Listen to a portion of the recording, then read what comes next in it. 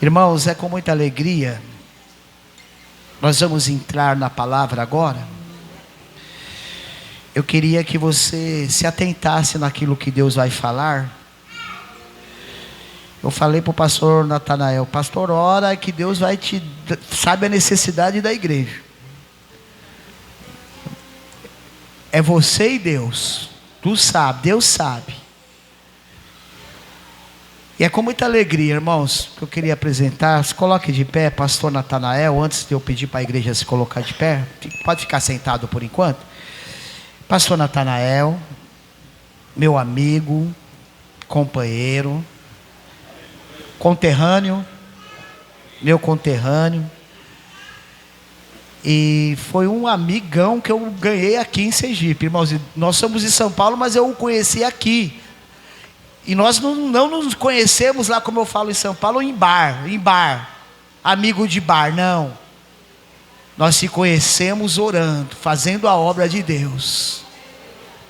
Por isso que ele está lá em Cansanção, numa grande obra, e a gente se fala semanalmente, todos os dias quase, né, pastor? Um amigo, irmãos. E está também a Ana Cíntia. Se coloque de pé, Ana Cíntia, a diaconisa Ana Cíntia. O Miguelzinho, cadê o Miguelzinho? Cadê o Miguelzinho? Está de paletó, Miguelzinho? Ó, o pastorzinho Miguelzinho. Se coloque de pé aí, Miguel. Ó, o Miguelzinho. Hoje não veio de gravatinha, né? Perdeu no carro, ô glória. A Nicole e a Nathalie. Cadê a Nathalie? A Nathalie e a Nicole, essa família que veio cooperar conosco, para a glória de Deus. O pastor Natanael vai ser o portador. Se coloque de pé, igreja. Vamos dar um bem-vindo bem caloroso ao pastor Natanael, que estará ministrando a palavra. E essa família que muito cooperou conosco quando estava ali no jardim, em Água Fria, sempre estava conosco aí cooperando, incansável na obra do Senhor. Eu quero dar um bem-vindo bem caloroso. Vamos lá, junto comigo, me ajuda aí, bem caloroso. Seja bem-vindo em nome de Jesus. Com a palavra, o homem de Deus. Glória a Deus, aleluia. Saúde os irmãos com a paz do Senhor, amém? Louvado seja Deus, para mim é motivo de muita alegria estar aqui novamente nesta casa. Louvado seja Deus, louva a vida. Louva a Deus pela vida do pastor André Massi, sua esposa, né, alguns amigos, companheiros. Não vou falar nome, irmão, senão eu vou esquecer, eu apanho lá fora, né? Mas está aqui os irmãos, né? Pelo carinho, pela recepção. Quero ser breve, porque a horas não nos espera. Gostaria que você abrisse sua Bíblia, livro de 2 Timóteo, capítulo 2, versículo 1. Louvado seja Deus. Quando o pastor me lançou o convite, Deus me deu essa palavra lá no jardim, viu, pastor? Louvado seja Deus. Enquanto o senhor ministrava, Deus falava ao meu coração. Amém? Estou meio rouco um pouquinho, irmão. Se puder dar só um pouquinho de microfone para mim, um pouquinho só, eu agradeço. Que estão arrancando meu couro aqui, viu, irmãos? Louvado seja Deus. Aí eu estou um pouquinho rouco. Amém? Louvado seja Deus. Quem achou, diga amém. Diz assim a palavra do Senhor, 2 Timóteo capítulo 2, versículo 1.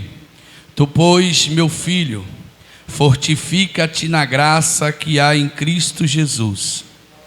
E o que de mim, entre muitas testemunhas, ouviste, confia-o a homens fiéis, que sejam idôneos para também ensinarem a outros. Sofre, pois, comigo as aflições como bom soldado de Jesus Cristo. Ninguém que limita se embaraça com negócios desta vida, a fim de agradar aquele que o alistou para a guerra. Podeis assentar, glorificando ao Senhor Jesus. Louvado seja Deus, aleluia. Amados irmãos em Cristo Jesus, aqui a gente vai ver Paulo encorajando e aconselhando a Timóteo. Louvado seja Deus, aleluia. E Paulo vai dizer para Timóteo que ele seja fortalecido pela graça que há em Cristo Jesus. Primeiro ponto que Paulo vai dizer para Timóteo, que sem Jesus, sem o seu fortalecimento, somos impossíveis de fazer a obra de Deus. É preciso eu e você ser fortalecido na graça que há em Cristo Jesus. Paulo vai dizer para Timóteo, a primeira coisa, Timóteo, que quem quer a obra de Deus, que quem quer pôr a mão no arado de Deus, tem que ser fortalecido pela graça que há em Cristo Jesus. E depois Paulo vai continuar dizendo a Timóteo, dizendo: e o que de mim entre muitas testemunhas ouviste, confia-os a homens que sejam idôneos para também ensinarem a outros. Eu posso imaginar aqui Timóteo olhando para Paulo e dizendo: sim, Paulo, o que é ser fortalecido pela graça? E Paulo vai dizer para Timóteo que ele confia, aleluia, a homens idôneos. Louvado seja Deus, aleluia, como ele já tem ouvido testemunhos de Paulo. Paulo, em outras palavras, está dizendo para Timóteo: Timóteo, olha para mim, aleluia, porque eu sou o teu exemplo. É Paulo batendo no peito e dizendo: Timóteo, eu chamo essa responsabilidade. Olha para mim, segue os meus passos, e você vai ser um homem cheio da graça de Deus. E aí a gente vai pesquisar o que quer dizer a palavra idôneo, irmãos. Idôneo significa honesto, íntegro, competente, conveniente, apto, capaz, adequado, confiável e irrepreensível. Isso é ser uma pessoa idônea. Pessoas que não têm do que se envergonhar. E eu fico triste, pastor André Márcio, quando eu vejo pessoas assumir a tribuna para pregar e dizer: olha, não olha para mim não, porque eu sou falho. Não, você está errado. Tem que olhar para você sim. Você tem que ser um exemplo. Você tem que bater no peito, chamar a responsabilidade e dizer: vem comigo, rapaz, vem comigo, segue os meus passos, que você vai longe. E é o que a geração de hoje está precisando, de homens e mulheres idôneas. Precisamos ser idôneos na obra do Senhor. É preciso chamar sim a responsabilidade do Evangelho. Paulo está dizendo para Timóteo: Timóteo, tenha eu como exemplo, segue os meus passos, porque eu tenho o caráter de Cristo, aleluia. Em outras palavras, Paulo vai dizer: sejam meus imitadores, como eu sou de Cristo. E ele vai continuar dizendo, o versículo 3, ele vai dizer para Timóteo: Timóteo, agora vem sofrer comigo. Timóteo, vem sofrer comigo,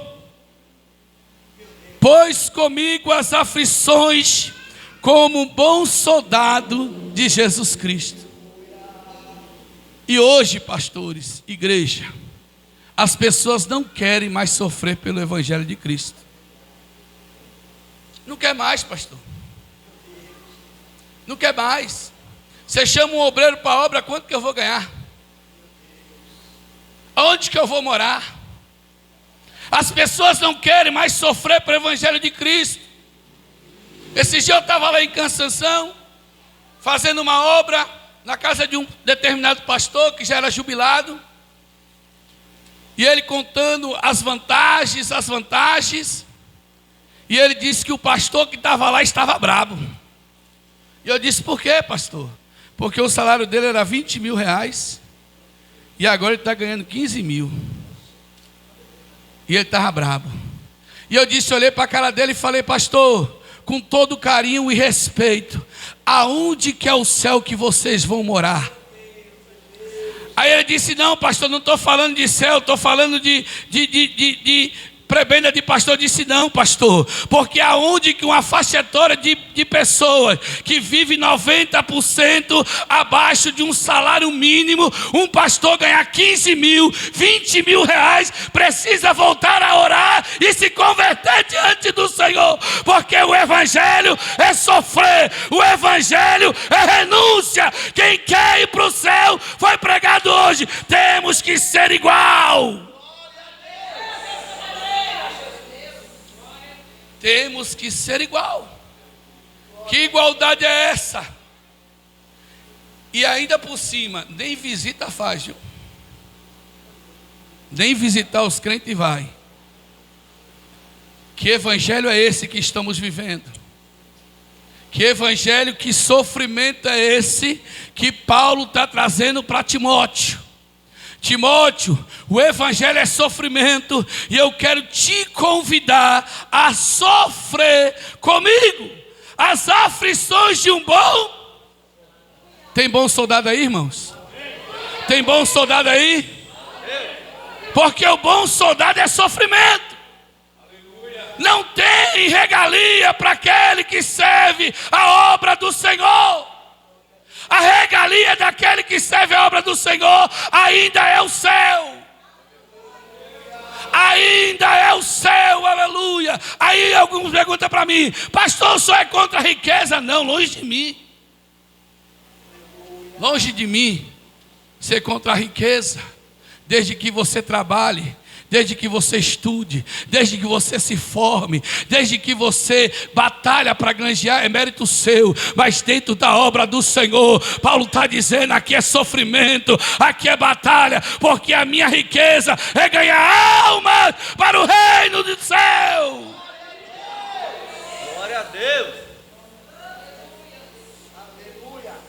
Aí o versículo 4 vai dizer, porque ninguém que se limita se embaraça com o negócio desta vida, a fim de agradar a quem o alistou para a guerra.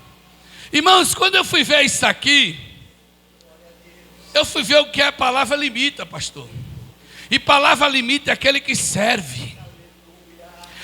É Paulo dizendo para Timóteo, Timóteo, aquele que serve, ele não se embaraça com as coisas desta vida. Você sabe por que tem muita depressão hoje? Porque crente não serve mais. Sabe por que tem muita ansiedade hoje? Porque a igreja parou de servir. A igreja parou de estar na rua pregando o evangelho de Deus. E aí estamos preocupados com as coisas deste mundo e não estamos mais servindo aquele que te alistou para a guerra.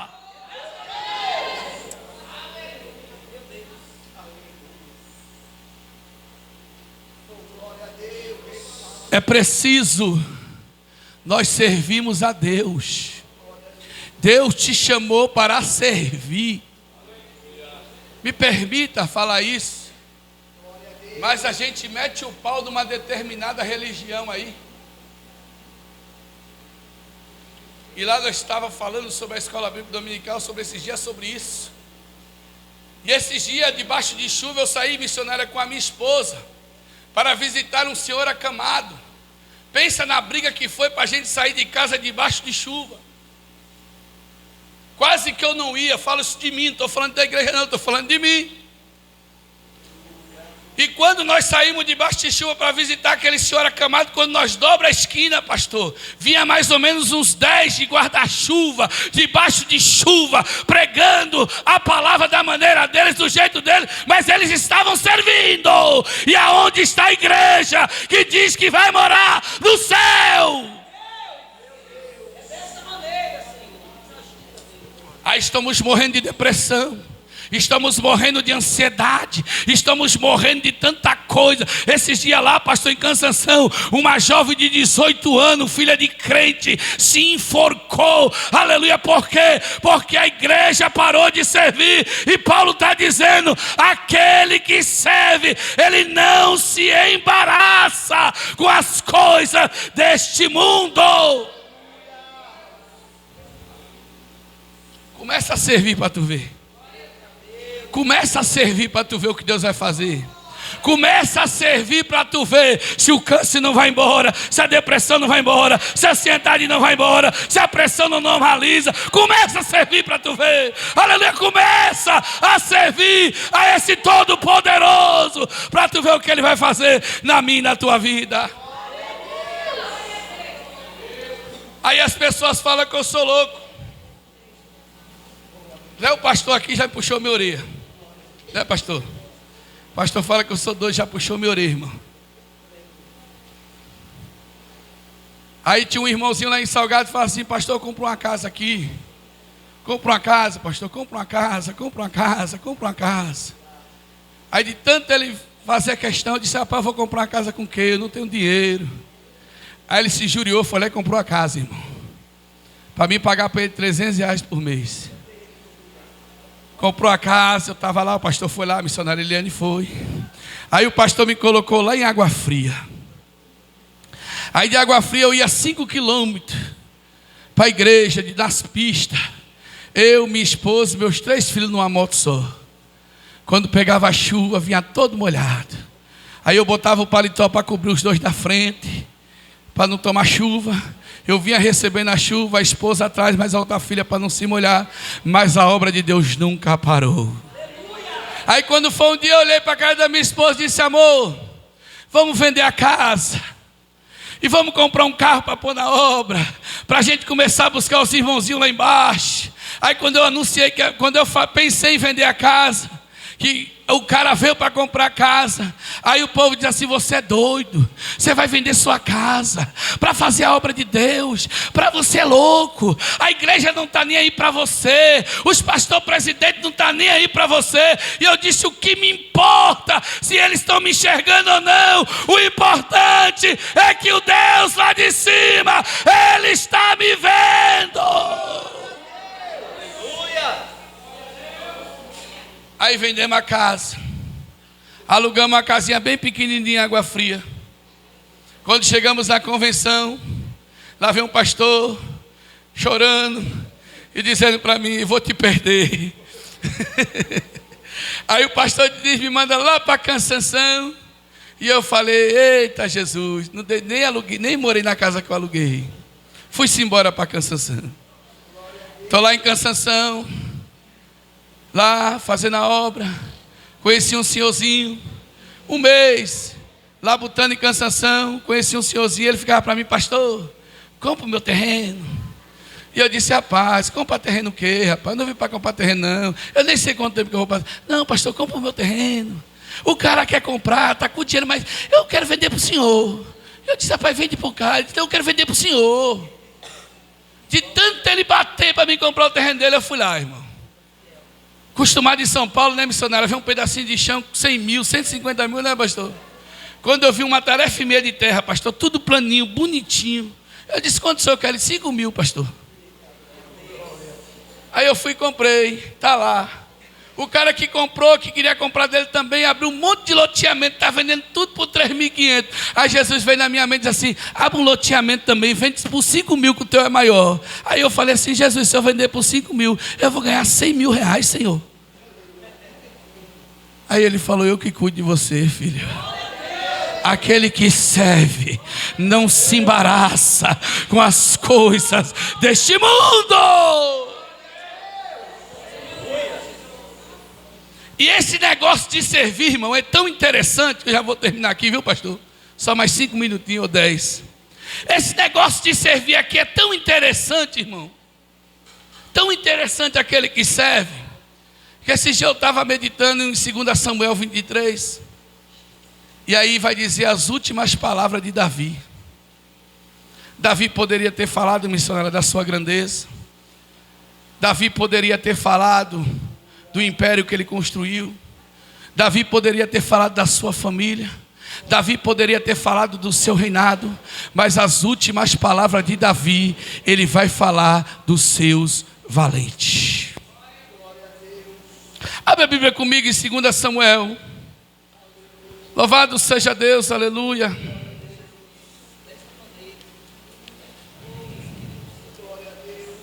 Em 2 Samuel, eu estou nervoso aqui, viu, irmão? Pregar aqui nesse altar é muita responsabilidade. Em 2 Samuel, capítulo 23, versículo 9 e versículo 10 diz: depois de Eliasé, filho de Dodo, filho de Aioa, entre os 3 valentes que estava com Davi, quando provocaram os filisteus, que ali os ajuntaram à peleja, e quando se retiraram os homens de Israel, este se levantou e feriu os filisteus, até lhe cansar a mão, e ficar a mão pegada à espada. E naquele dia o Senhor efetuou um grande livramento, e o povo foi onde ele estava somente para pagar os despojos, pegar o despojo. Quando eu comecei a meditar nisso daqui, presbítero, eu comecei a chorar, porque Davi, ele vai falar dos seus 37 valentes, pastor. E quando ele vai chegar em Eliasé, ele vai dizer que o povo de Israel provocaram, aleluia, os filisteus, e Filisteu aceitou a peleja, tanto que o filisteu arrumou aliados para vir pelejar contra Israel. E quando os filisteus estão vindo de encontro a Israel, e que o povo de Israel olhou e viu o tamanho daquela multidão que vinha a peleja, Eliasé, quando olhou para trás, missionária, não tinha um mais. E quantas das vezes não é assim na minha e na sua vida? Quando a peleja começa a ser travada, quando as lutas começam a se aumentar, que a gente olha para trás, pastor, e não vê ninguém na peleja juntamente conosco. Mas a Bíblia vai dizer que Eliasé, quando olhou para trás e não viu sequer um povo de Israel, se fosse eu, tinha corrido, irmão. Eu acho que se fosse qualquer um de nós aqui, tinha abrido o chão e também tinha corrido. Mas a Bíblia vai dizer que Eliasé puxou a espada. Eliasé sozinho contra os filisteus. Eliasé puxou a sua espada e começou a guerrear. E começou a guerrear contra os filisteus. Aí ele começou a pelejar contra os filisteus, a matar os filisteus. Mas chegou um determinado ponto, pastor André Massi, que a Bíblia vai dizer que Eliasé lutou tanto ao ponto de se cansar. E aí na hora que ele se cansou, missionária, aleluia,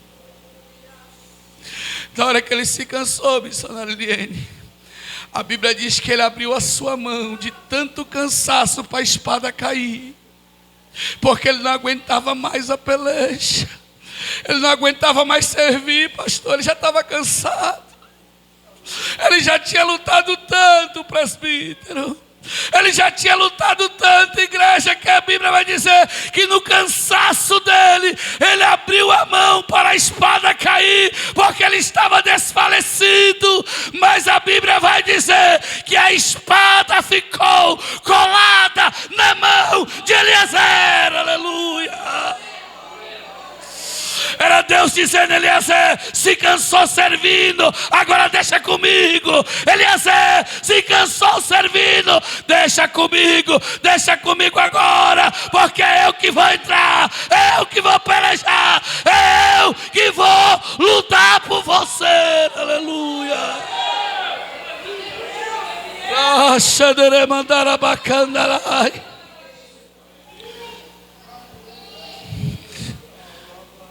Quando você serve, ao seu servir você vai se cansar. mas tu não perderás a peleja.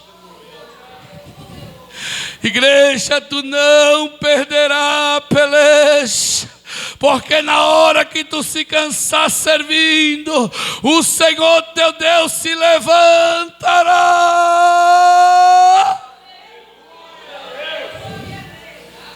e Ele guerreará por você. E eu quero te chamar nessa noite para você servir aquele que te alistou na guerra.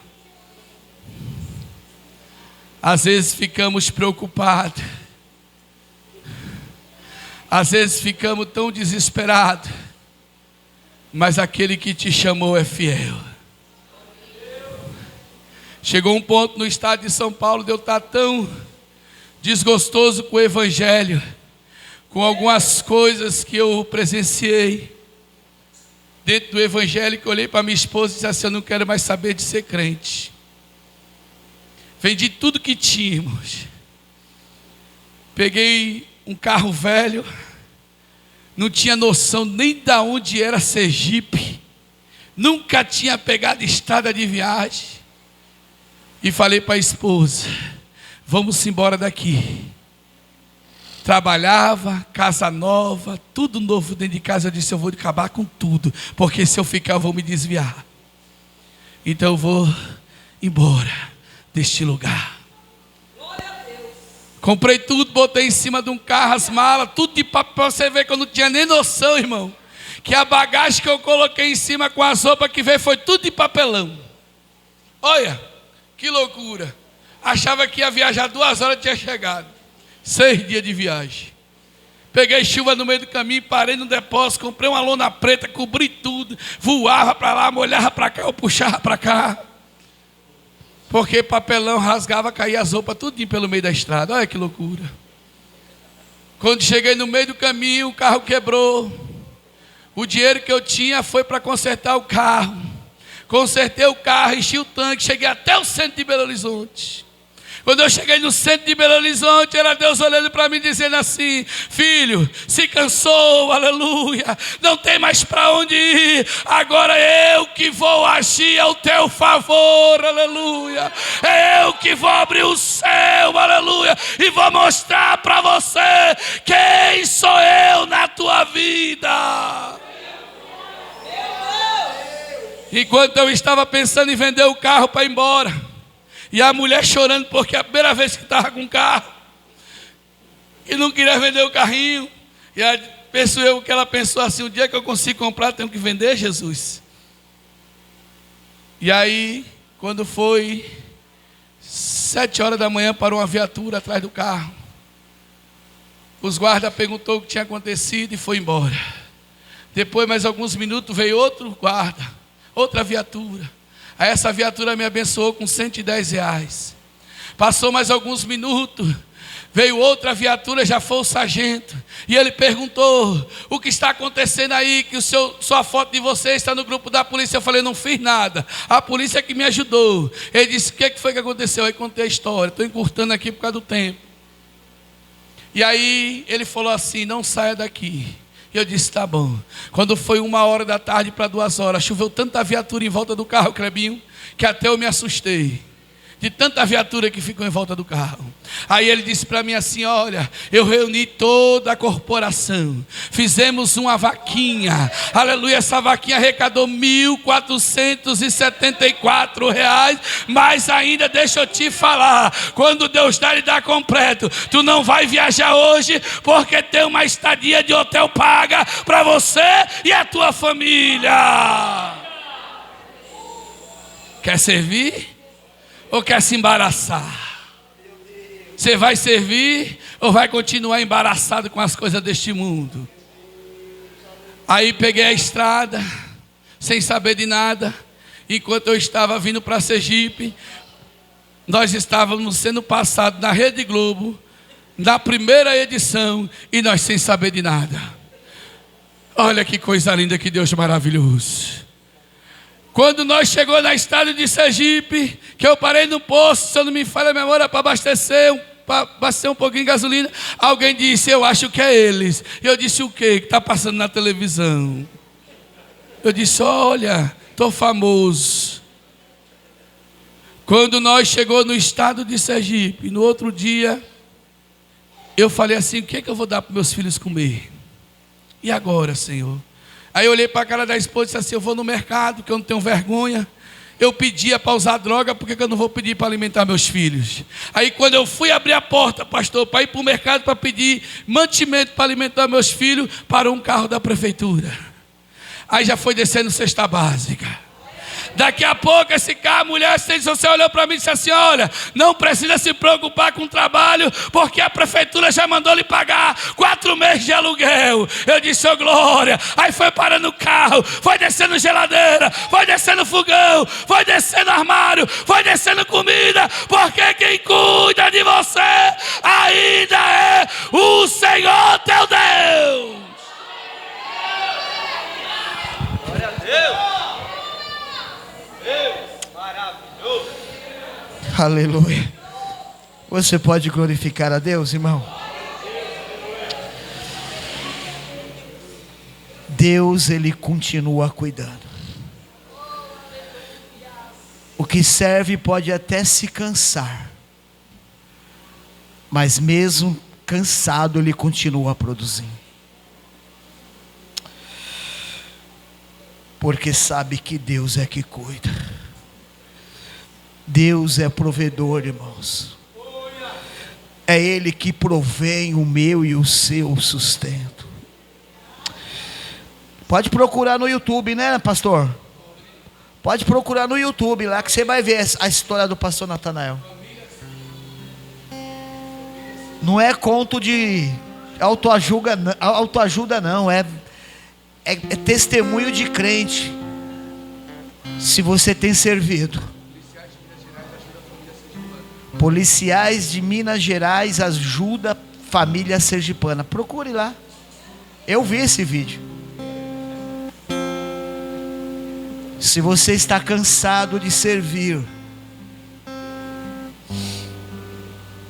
saiba que quando você cansar, é hora que Deus ele vai entrar com as suas mãos, irmãos. Mesmo cansado, continue produzindo. Continue produzindo para que o reino do Senhor ele avance. Se coloque de pé, irmãos. Vamos nos colocar de pé.